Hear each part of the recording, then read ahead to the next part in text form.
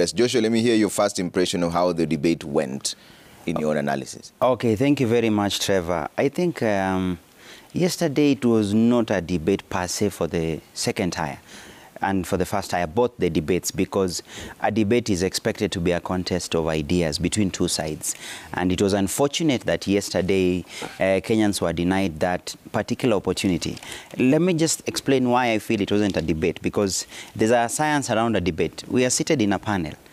Each of us will want to give a point, and the viewer will be comparing and listening who made sense among the three of us. But if you are interviewing myself and say, I just want to hear what Kiptoo says, then that will be an interview. That will be more or less like you going through a job interview or an interview of some sort, whereby I almost felt that it was a free airtime for both candidates to more or less sell their ideas and manifesto. You wouldn't distinguish so much, like someone like Wahiga. Now that we haven't listened to him in any manifesto launch, I felt yesterday he got the chance to sell his manifesto. For the deputy president, it was anticlimax on the sense that this is a leading contender. And the current election is a simple seesaw fight between Kenya Kwanza and Azimio. The voter significantly wanted to compare the two. And in the absence of Raila Odinga, more or less it was William Ruto presenting his agenda and selling more or less like when they were launching the manifesto, when UDA was launching manifesto. And it becomes even more difficult in the sense that you could sense that it was more or less the deputy president having to speak for his track record.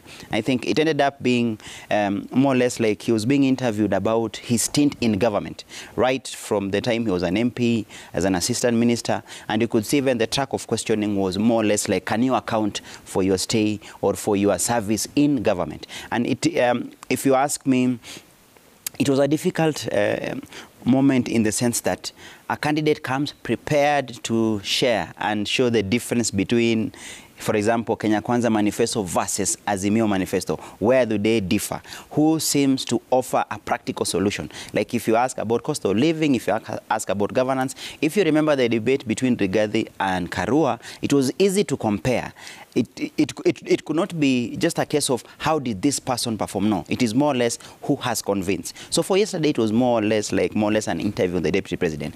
And I could see the sense that the panel was keen to have him account for his time in government. And I think he did fairly well in terms of there's a thin line you walk, and that is the challenge of incumbency. It is generally a case for incumbency in the sense that he has served as a deputy president from 2013.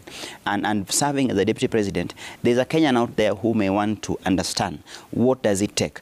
And the challenge with governance, and I'm happy that came out clear.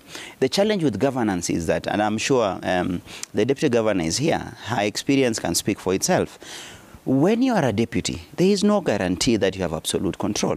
And yesterday you could see that walking tightrope, whereby on one point the panelists wanted to pin him down and tell him, but you have been the deputy president, you have served in this regime. So he has to speak up and say, I can still find my voice even within that. Number two, I felt there was no movement now towards his agenda. It was more or less what he's been. The reason I'm saying that is that there's a difference between being a president and a deputy president. Number two, when you are aspiring for a seat, it is important also for you to be given a chance to speak on what you think you can do.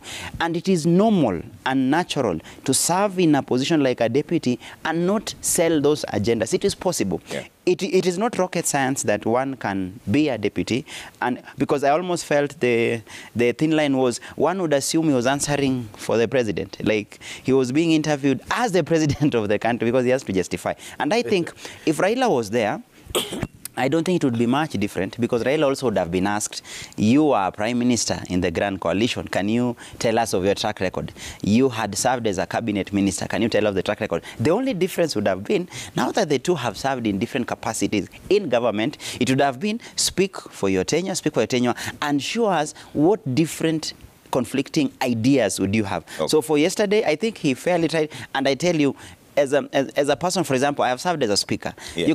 You can imagine even when I was participating in an election, competing against the governor, the question still came that you have been a speaker. Yet, in fact, I should find it easy for me to say Speaker is on the opposing end. Fact, for the Deputy President is even more difficult because he was or he's been the Deputy President of the country. So that is the difficulty that comes. But I can say he tried fairly well to speak. I just felt there was a small gap.